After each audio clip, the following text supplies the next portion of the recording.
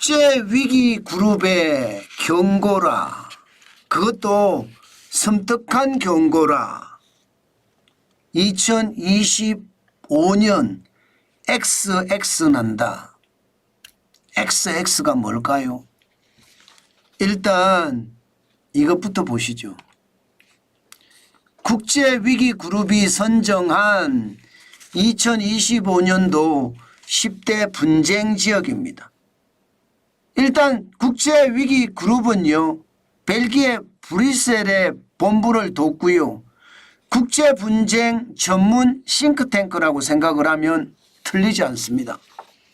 그런데 그 국제위기그룹에서 세계 10대 분쟁지역에 한반도를 9번째로 꽂았습니다.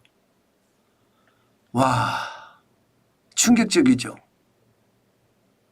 그만큼 말입니다. 대한민국에서 전쟁이 날 수 있다는 뜻인가요? 시리아는 뭐 지금 내전 상태니까 지금 뭐 그럴 수도 있겠다. 뭐 당연히 시리아는요, 반군에 또 반군까지 있고요. 정부군은 지금 쫓겨가서 이제는 어디로 사라졌는지 모른다, 이렇게 이야기하고 있지만 실질적으로는요, 지금 시리아는 굉장히 전쟁 상태나 다름이 없거든요. 그렇기 때문에 뭐 그럴 수 있다고 쳐요. 게다가 수단 마찬가지잖아요. 수단. 여기도 내전이 굉장히 오랫동안 지속되는 곳이잖아요. 마찬가지로 우크라이나와 유럽 전반, 뭐 우크라이나와 러시아가 전쟁을 하면서 러시아가 지금 어디로 향할지 모르겠습니다. 그런 것을 생각을 하면 당연히 말입니다. 당연히 전쟁의 위험성 당연히 있는 겁니다. 저는 그게 틀리다고 생각은 하지 않습니다. 그런데 지금 네 번째도 보면 이스라엘 팔레스타인 전쟁하고 있잖아요. 여기에 이란, 미국, 이스라엘. 이란이 계속 핵 개발을 하면 아마 트럼프는 압박을 할 거고요. 여기에 대한 이스라엘의 공격도 충분히 있을 수 있다. 뭐 당연히 있을 수 있습니다. 여기에 여섯 번째가 IT입니다. IT는 깽단이 국가를 통치하고 있죠. 참 웃기는 나라예요. 그죠? 이게 지진이 나고 국가가 완전히 무너지고요. 국가 완전히 붕괴까지 지금 가고 있다, 이렇게 이야기합니다. 깽단이 통치할 정도면 뭐 나라가 말 다 했죠. 여기에 일곱 번째가 멕시코하고 미국의 분쟁입니다. 아무래도 멕시코와 미국의 국경선을 두고 뭐 마약 거래부터 시작을 해서 불법 이민까지 갈등이 계속 커지니까 트럼프 대통령이 취임을 하면 불안정이 커질 거라는 거예요. 미얀마는 지금 군부하고 반군의 충돌이 점점 커집니다. 아마도 중국의 개입까지 일어났으니까 정치적 혼란이 굉장히 격화될 겁니다.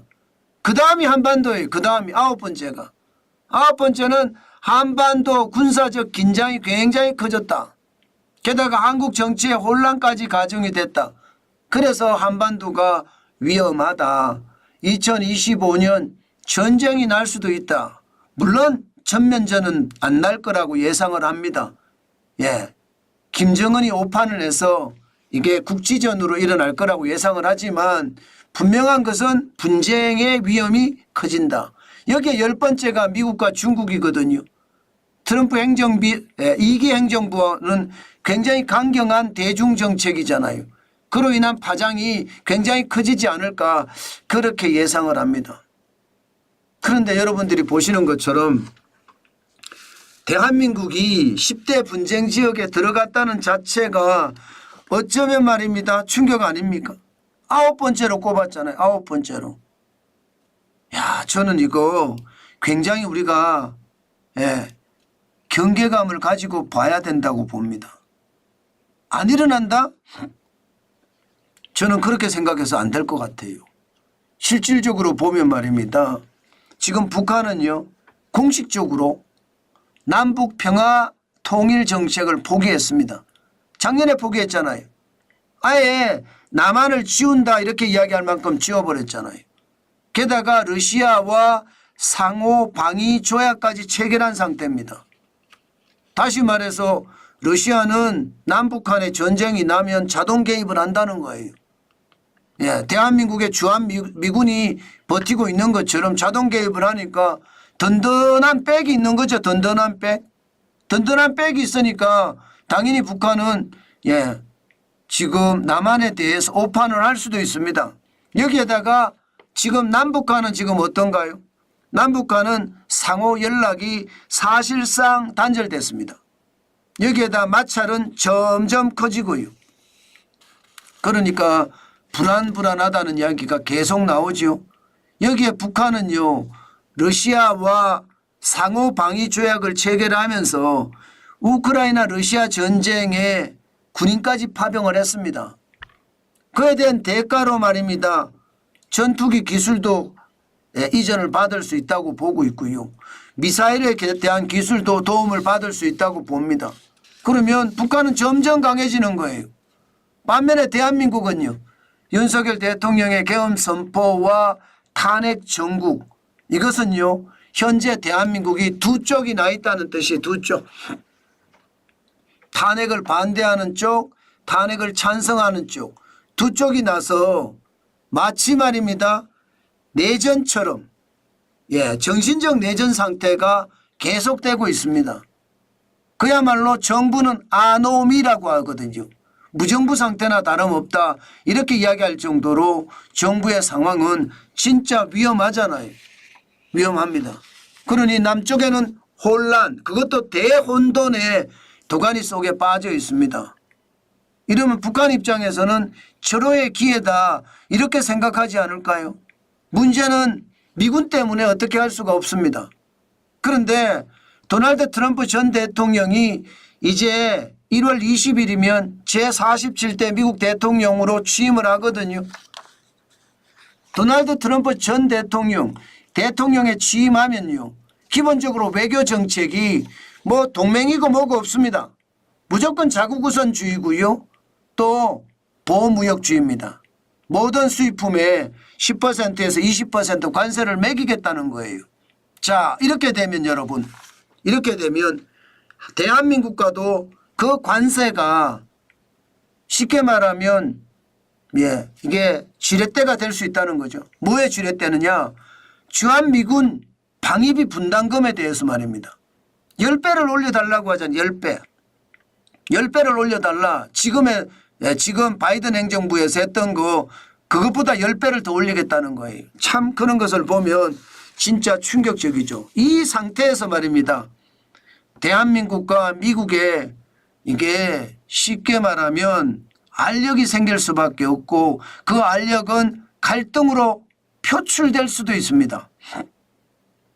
그렇게 되면 트럼프 대통령은 한미 동맹에 대해서 뭐라도 이렇게 의심하는 어떤 행태를 취한다든가 아니면 조금이라도 좀 모호한 행태, 예를 들어 에치슨 라인은 아니지만 에치슨 라인처럼 에치슨 라인이 옛날에 한반도를 비켜가는 바람에 6.25 전쟁이 터진 거 아니에요 사실. 그런 것까지 감안해 보면 미국 측이 좀 애매한 태도, 모호한 태도를 취한다. 그러면 김정은은요 아마 대담한 행동에 나설 거라 이렇게 지금 예상을 합니다. 그만큼 말입니다. 지금 한반도의 정세는요 굉장하다는 거예요. 물론 말입니다. 한미동맹의 균열의 틈이 보여서 뭐 주한미군 철수가 일부가 일어난다고 하더라도 아마 전면전까지는 가지 않을 거다 이렇게 예상을 합니다. 전면전은 가능성 굉장히 낮지만 어떤 형태로든 도발할 가능성이 굉장히 많다 이렇게 이야기합니다. 그럴 경우에는요 미국과 동맹국들이 대응을 해야 한다는 압박을 굉장히 받게 될 겁니다. 그 정도까지 심각한 상황으로 발전될 가능성 굉장히 높다는 거예요. 아마 2025년은요 어떤 시기든 대한민국에게는 위기 그 자체가 저는 있을 수 있다 이런 생각도 해봅니다. 그만큼 김정은은요 러시아와의 관계를 굉장히 돈독히 하면서 군사적 기술도 많이 가져오게 되고 상호 방위 조약까지 맺어서 미군이 말입니다.